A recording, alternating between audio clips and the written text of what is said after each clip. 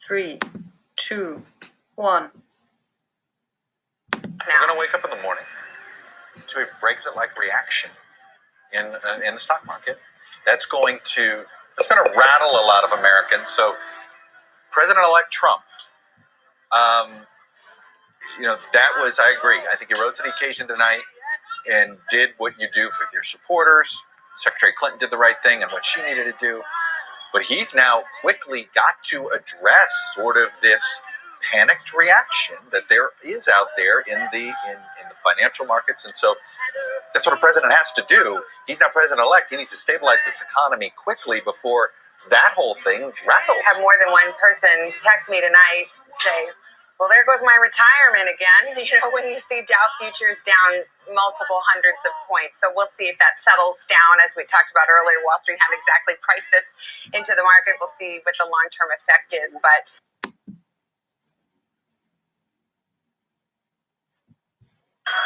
I've just received a call from Secretary Clinton.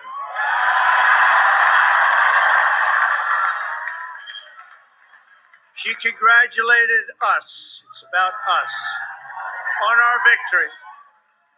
And I congratulated her and her family on a very, very hard-fought campaign. I mean, she fought very hard.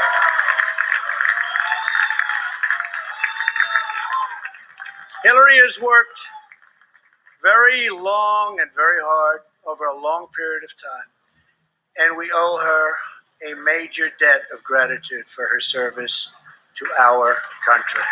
I mean that very sincerely.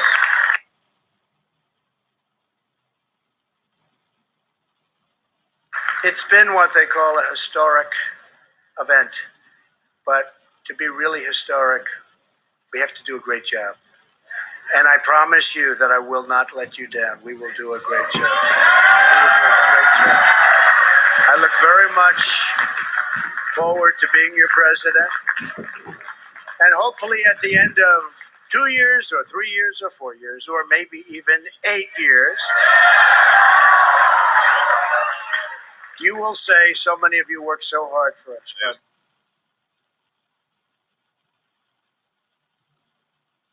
this is an important thing. He comes in with the weirdest thing is, I think, James, you're right. I think he actually doesn't win the popular vote once California rolls in, and that's fine. But guess what? He is going to feel like he got a mandate. We are going to treat him like he got a mandate for one reason, because he blew all of our predictions and models and you name it out of the water. He is going to feel unshackled. Understand, he won an election. That's right. That is the most validating thing that we live in a democracy. Right. So exactly. If he's going to have congressional majorities in both houses, and a lot of people are going to owe their election to him. Right. Exactly. And so you got to understand what is going to happen here.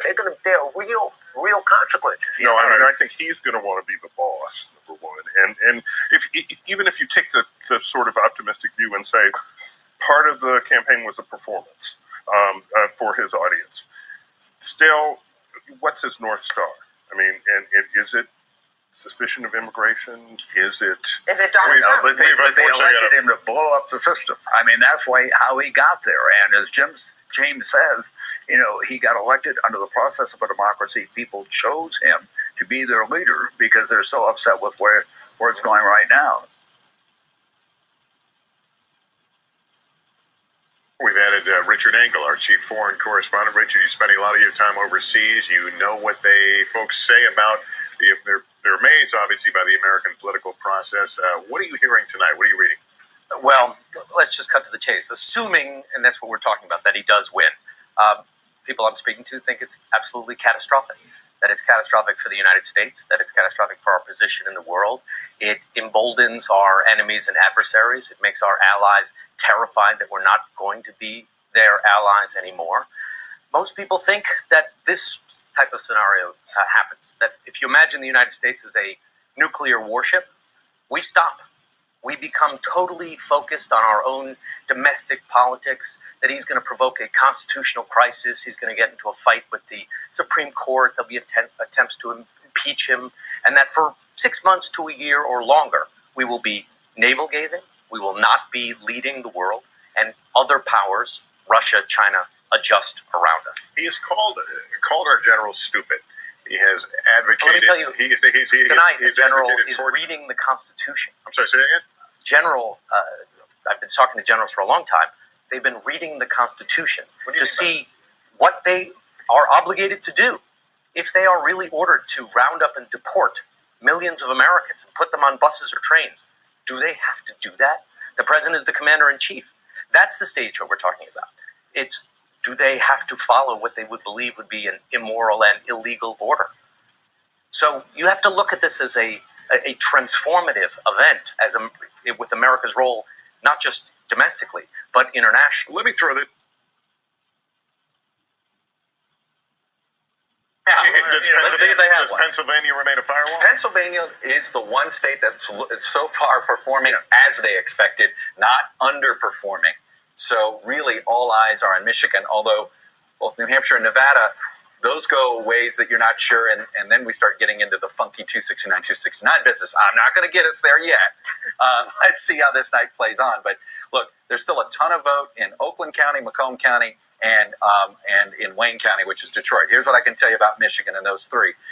She's winning in Oakland, but not by about 10 points. He is killing it in Macomb right now by about 20. That's the old Reagan Democrat home out there. And then Wayne, of course, is Detroit, and we just don't know how much vote is in Wayne. Detroit has been a shrinking city, one of the few cities in America that's been shrinking, not expanding over the last decade. She's going to need excellent Wayne County, and he'll do well in western Wayne County, which are working class suburbs, and Genesee, Flint, and she's going to really need to perform there because the rural stuff is going pretty well for him, and Oakland is not that big. It should be a little big enough. Yeah. Are we seeing? Are there any signs of it that this? We've talked about the silent Trump vote, the ones that didn't show up on the radar in the polls. I wouldn't call it silent. I think we underestimated the turnout in rural areas, and I think a lot of the polling underestimated it. So, is it a silent Trump vote, or is it more? It was there. It didn't activate during the primaries in these giant numbers. So I think there was too many of our pros, and I'd love to talk to our pros about it. Base. And it turns out these folks, they maxed out in rural America beyond maxing out. It vindicates what Donald Trump has been saying about his rallies. Look at all these people. I got 20,000 people in this little tiny section of North Carolina or Michigan or wherever.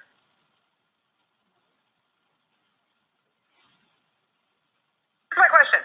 As you have been watching these returns come in, as you have been tracking these county by county results, as we've been looking at these dozen states now that are too close to call roughly, are you seeing anything where the polling seems like it was flat wrong, where the polling seems like it was radically off in terms of what we're seeing tonight on election night? Yeah, I don't know radically. I mean, when you think about it, Florida, it looked like Clinton was leading steadily in the polls by 2-3 points. And probably if you averaged them together, it looked like she had a slight advantage there. We knew Florida 4 years ago was the closest state on the map. It was decided by less than a point. So when you're looking at how close it is right now, it's not a radical difference. It's not like there's a miss there by 10 points. But I think the accumulation of all those polls in Florida, for that matter, North Carolina, you started adding them up, and it just looked like Hillary Clinton had a small but steady lead in those states. So those are closer. I think Virginia, the fact that Virginia is as close as it is, I think that ends up being a surprise. There were a few polls late there that showed that thing might be closing, but I mean, I think there was an expectation, a pretty broad expectation among politics people 2 weeks ago that Virginia could even be a double-digit win. There was that idea that it was Tim Kaine's home state and that demographically, those college-educated white suburbanites in the northern Virginia suburbs, they were just coming to dominate even a little bit in the suburbs around Richmond. But again, there is that equally strong message that's being delivered tonight by white voters in sort of rural areas, excerpts. They are coming out in big numbers. You're taking, and you've been talking about this, they're taking counties we knew were red. They're making them redder tonight. Steve Kornacki, thank you very much. Super helpful in terms of that context.